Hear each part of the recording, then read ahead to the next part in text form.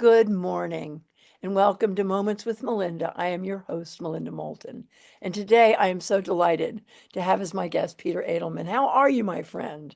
Good morning, Melinda. I am well, thank you. Thank you. How are you? I'm great. I'm great considering I'm doing okay. And I've been trying to wrangle you for my TV show for quite a while, and I so appreciate you taking Uh, time with me and with my viewers.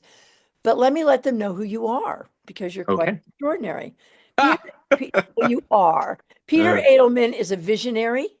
He's a serial entrepreneur, a redeveloper, and a transformational wizard who is best known for his creation of the Vermont Experience in Essex, Vermont.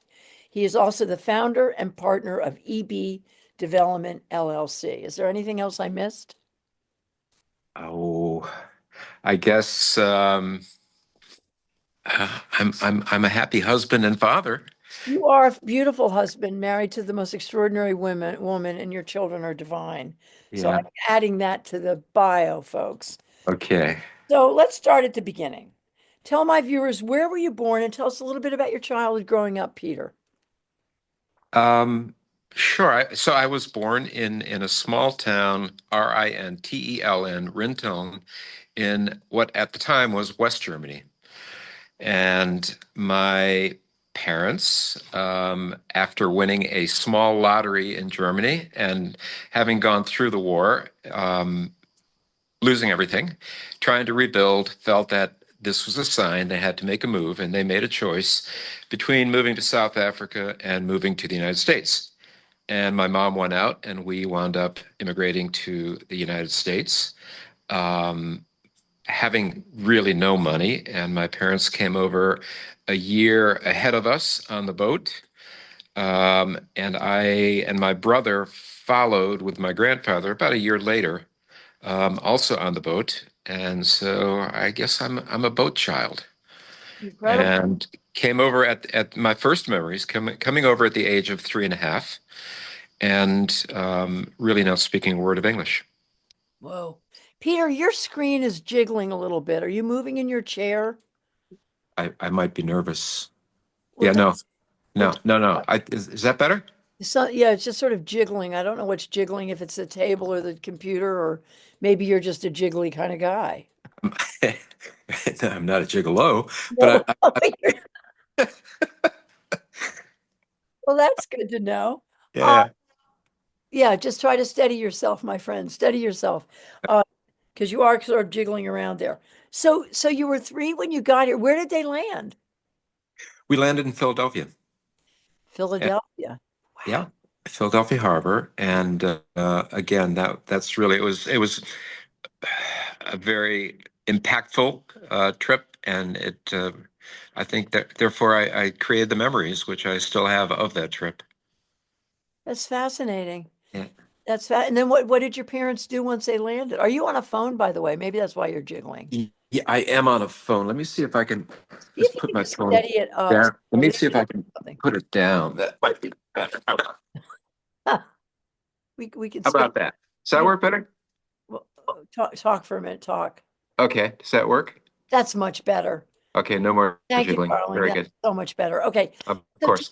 so this is So, fascinating. so yeah, I mean, so my parents came over, and they had very little skills for at the time for the United States, and they had a sponsor, which is how you came over in the early 50s, who had a sewing machine factory, and they both went on the floor basically oiling sewing machines Both your parents took a job oiling sewing machines in a factory.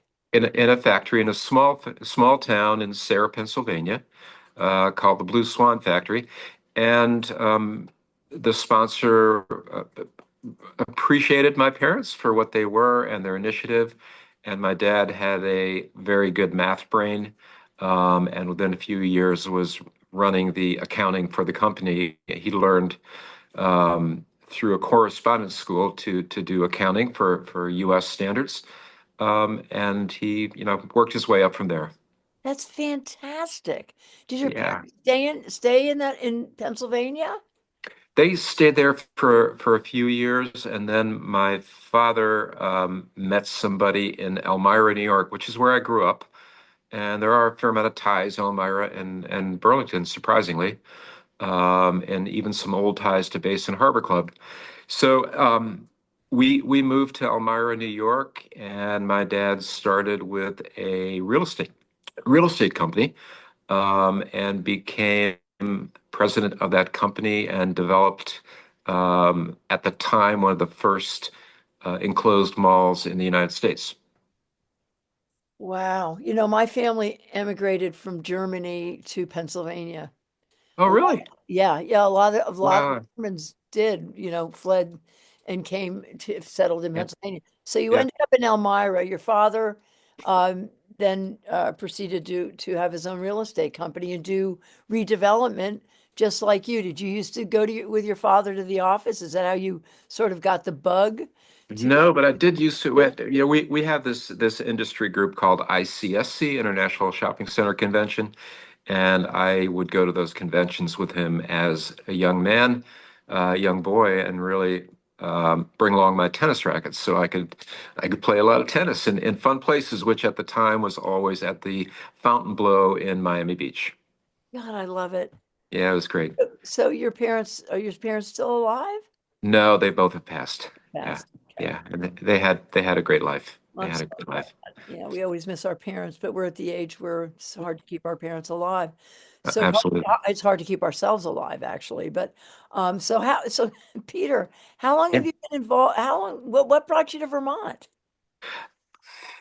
I came to Vermont during the college, and I had a girlfriend that lived up in Stowe, and I visited her and fell in love with, and this is in the early 70s, fell in love with the scenery and the people. And then through a convoluted way, I was running a company outside of Zurich, Switzerland, a US company. Um, and one of the friends of mine in a tennis club, which is how I got into Swiss society, which is difficult society to break into for Americans, um, was a American investor running Citicorp offices out of Zurich, Switzerland, and he was involved in, at the time, and this is going back to 1988, the Inn at Essex, which was being built, and the Inn at Essex in 1989 opened up and had a lot of trouble. And so he asked me, he said, "Look, you're in real estate, and um, I've got an investment in Vermont. Would you be interested in taking a look and giving me your opinion of it?" Which I said, "Sure, where is it?" And he said, "Well, it's in the Burlington region." I said, "Absolutely." So I flew over, and that was in September of '89 when the Inn at Essex opened up. Um, and I came back and looked at what the project was, and it was owned, or was being developed, by Hawk Mountain Resorts. Hawk Mountain was also a developer, and they were in trouble.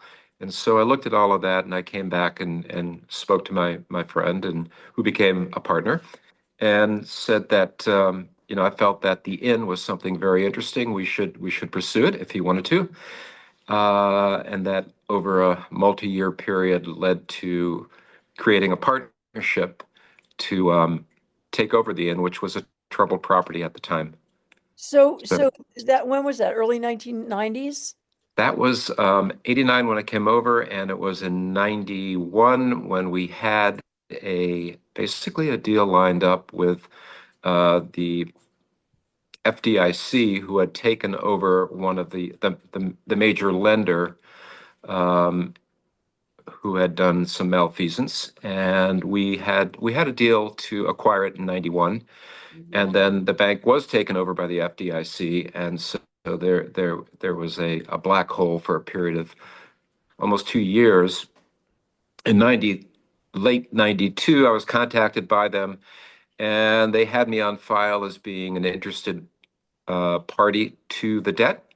And I said, "Well, yes, I do remember it, but the price we were talking about was no longer on the table." And like a lot of real estate at that time, and over different eras in the U.S. when the government takes over, opportunities are developed, and we were able to negotiate a deal to acquire the debt and then become the major owner of the Inn at Essex at that time. So cool. So when you say you came over from Switzerland, right?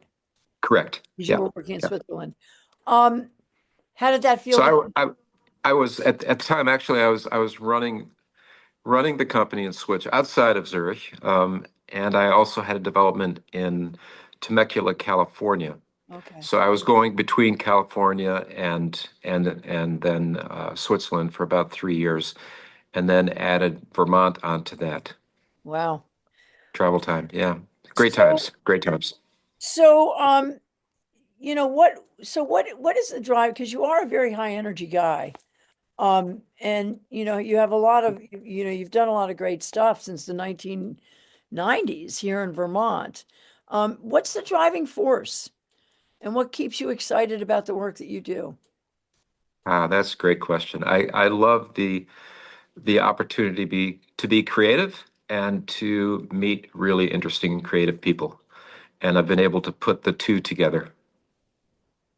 So in, That so in, so you say that you also say that what drives you is music and art. So where does that passion come from? I've always loved music. Uh, I've appreciated art. I'm not an artist. I'm not a musician, so I do it from a distance. But um, I realized, and just seeing what happens around the country when you have a inner city area that has been decayed, the two components that really bring it back are art and music. And if you can create a core of art and music, then you have really the kernels for I think for success and rebirth.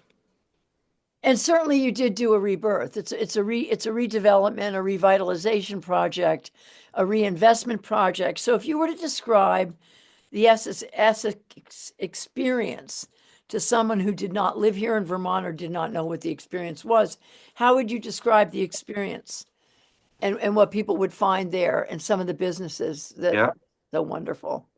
Well, when I looked at redeveloping, because I owned the property, and which at the time when I acquired it again in '94, it was a small strip center, and I developed that into an outlet center. And at the time, and for about 15, 20 years, that was a very good use of the property. The dynamics of outlet centers changed dramatically over time with the internet and with the um, really the development of that industry. And I became an expert in that industry around the country. Um, and I saw that the life for something of the scale of what we had here in Essex couldn't be survived for a long time. So I felt I needed to make a change, and I really renamed ourselves, feeling that experiences are what people are looking for, and experiences are something that can be enjoyed and shared. So I renamed at the time, and this is in 2018, I renamed the center the Essex Experience, and that word was starting to get a lot of play around the country. um, Experience, and everybody is looking at experiences.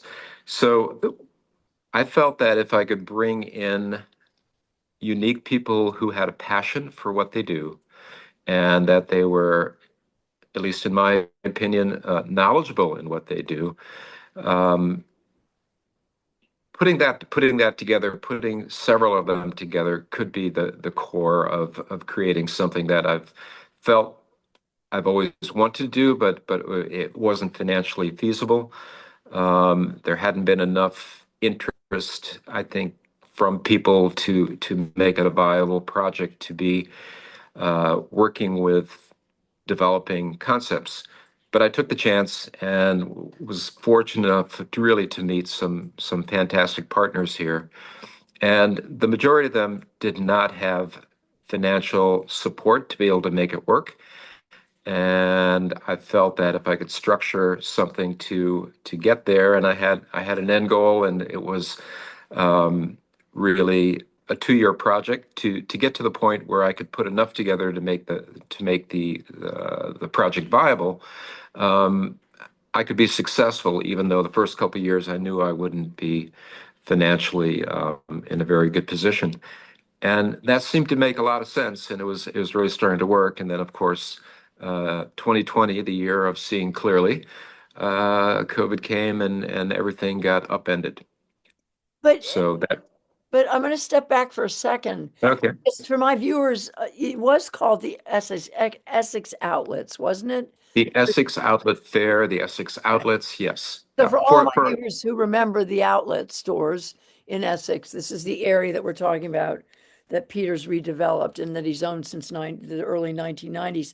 And some of the businesses there that are so extraordinary are like John Churchman's project. Talk a little bit about some of the business, Uncommon Grounds. oh, On fantastic. Yeah. track. I mean, a lot of them. I mean, on track is actually my son is married to his sister, to Brian's sister, but and John Churchman is an old friend. But talk a little bit about now when people go there. For the folks who have not been there, I absolutely encourage you to go there and experience it because it's an experience, and Thank you'll you. love everything about it. But talk a little bit about the businesses that are there, Peter. Well, it's I believe it's unique, and it might even be unique in the country where we have 24 businesses that are independently owned. Um, 17 of them, and it not by design, by happenstance, are female owned or BIPOC owned. Um, and I believe in people. If they have a good concept and they have the passion, um, I think it's going to succeed. So, John Churchman has been a friend for a long time, and over 20 years ago, and again, we met through tennis. Um, we were talking about, wouldn't it be interesting to bring together artists and do something in this property that he was not a part of at the time, and really showcase Vermont. That idea never went away, and when John and I got together in 2018 again and started looking at it, when the outlets were falling out, and I had the opportunity to replace them, and also the need to replace them. Um, John and I came up with a concept of about 4,000 square feet to do an art gallery.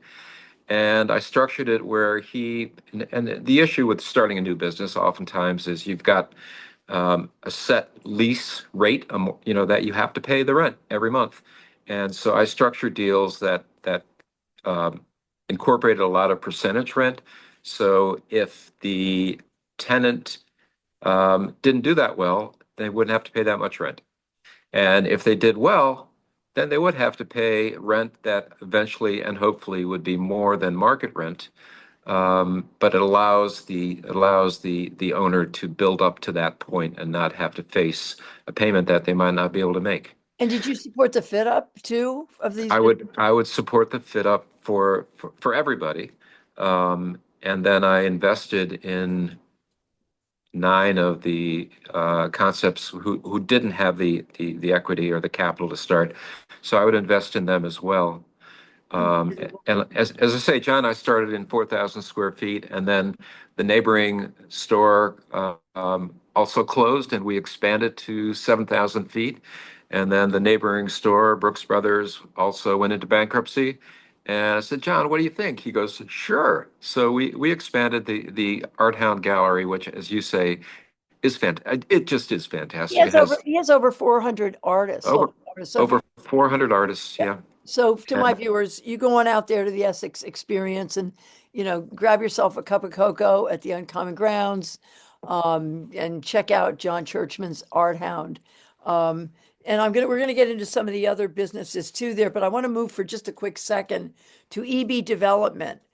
You are a partner in that, and it does consulting services for groups who want to create outlet developments, right? It, it, that was the genesis thereof. And at the time, there were major developers around the country, like Federated Realty, who did the Assembly Row project in Boston. We had uh, a project in Long Beach that we redeveloped.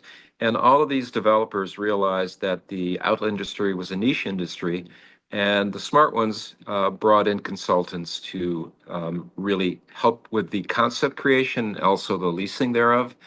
And EB at one time was the largest third-party consulting company in the industry in the country. I've got one partner there, and I still do. And Are you still doing consulting? we are down to our last project, which is a fantastic project, and um, it's been a relationship for over 15 years now, and it's south of Bakersfield, California, and it's a partnership between the Rockefeller Group and Tejon Ranch Corp. And Tejon Ranch is the largest non-government piece of property in California. It's where the American Condor came back, and they are developing about 10% of their property into a variety of uses, and retaining 90% to keep it natural. So So it's a great project. It's great people. We're currently working on that because the Hard Rock Cafe is coming in and building a casino and an event center and a performance center and a hotel. And so fascinating. yeah, it's That's so cool. Well, now back to Essex because we're running out of time here. I okay. want to know you just recently created a center, a beautiful building. They just had the Italian club was there. I went to that event for weddings, events, dinners, community functions. You just completed that project at the We Essex. did Yep. that So at the Essex Resort, and that was completed last June. And the Essex Resort, which was originally the Inn at Essex, is another cornerstone of what we're doing here. And we are now creating packages and experiences with the resort that people can come to Vermont, which, I strongly believe that Vermont, one of the survival components we have is our tourism. And so to give people an opportunity to come to Vermont and experience some of our best people, and be it in cannabis, be it in beer or cider or art or coffee, we have all that here. so are you planning to create any housing? I have plans to create housing. I've got support from the town of Essex, but it's as no secret, the costs have exceeded the realities of making it work.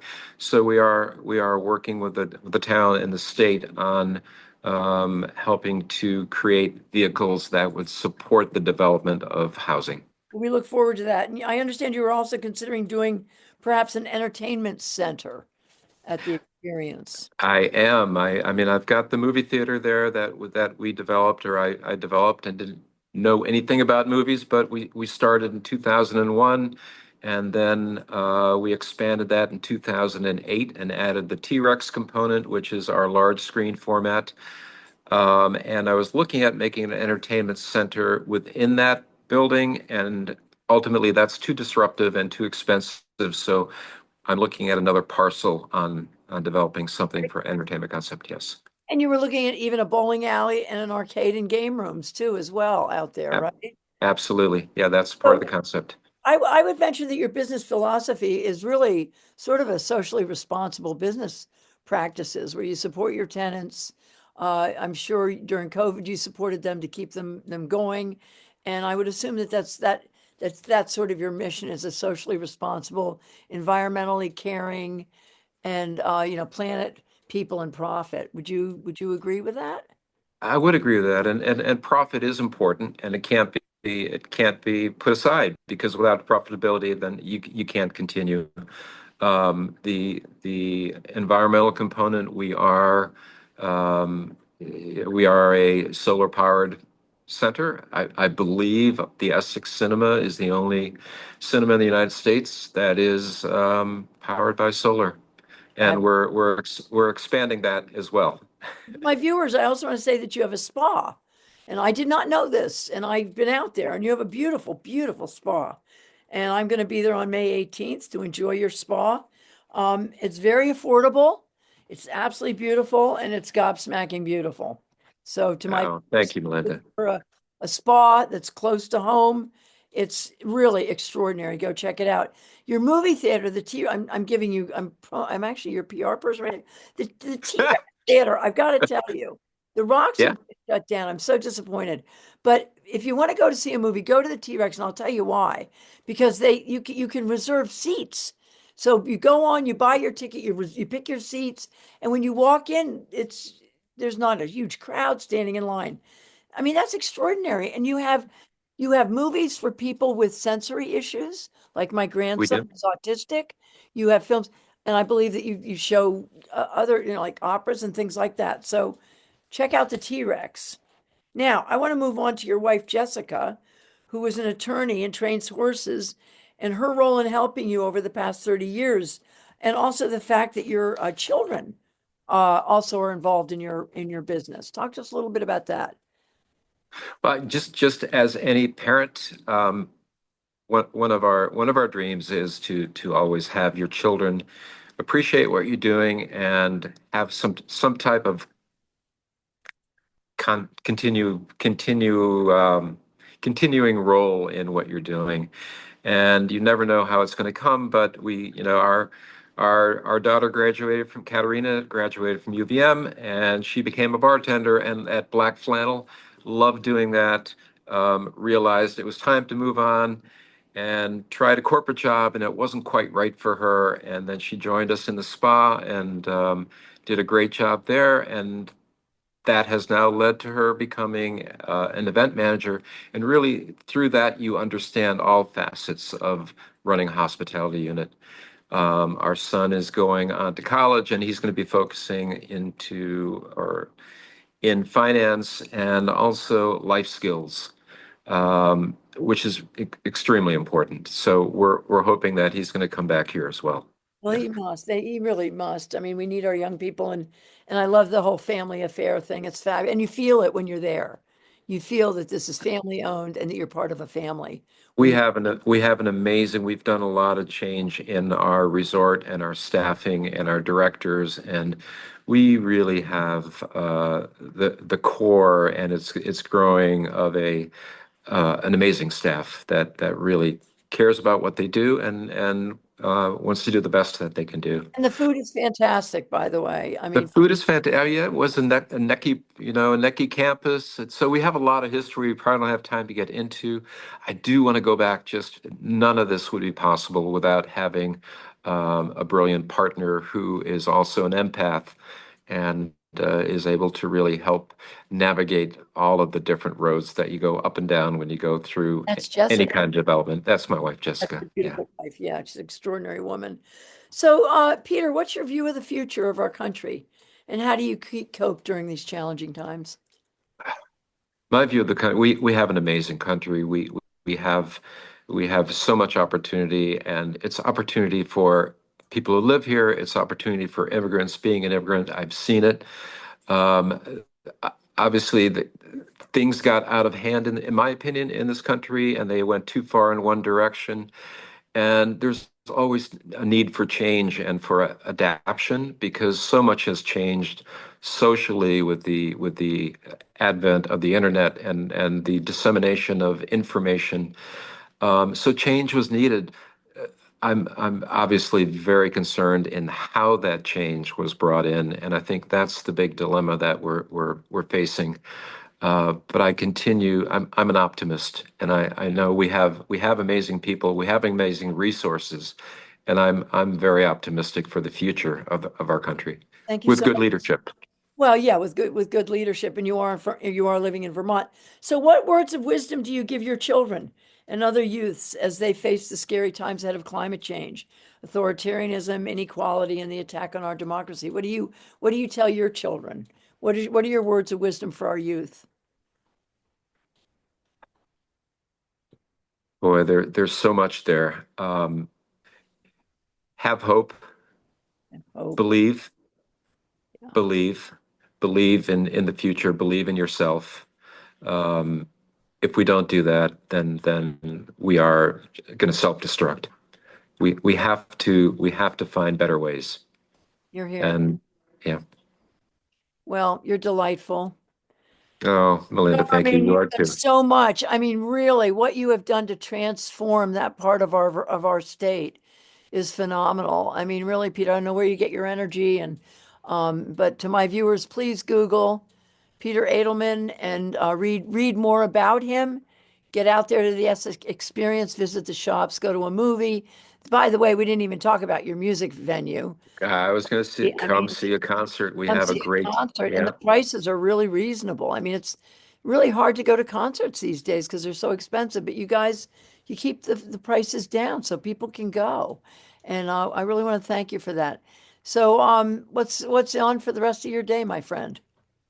The rest of my day, I've got a meeting on some expansion of solar that we're doing. That's in the afternoon. I have a lot of financial things I have to work through, and then I get to have a tennis match late in the day, and then go home and watch the sunset. I It's love going to be it. a great day. What a delight to know you and to have you as my friend. And thank you so much for joining me today. Uh, It's been great to really dig into your life and get to know you better. So thank you for your time. Melinda, thank you. I appreciate your thinking what I do is relevant, and Oh, I think more than I me. I really think appreciate a it. lot of people who know what you've done for the state of Vermont. And to my viewers, I want to wish you a beautiful spring day.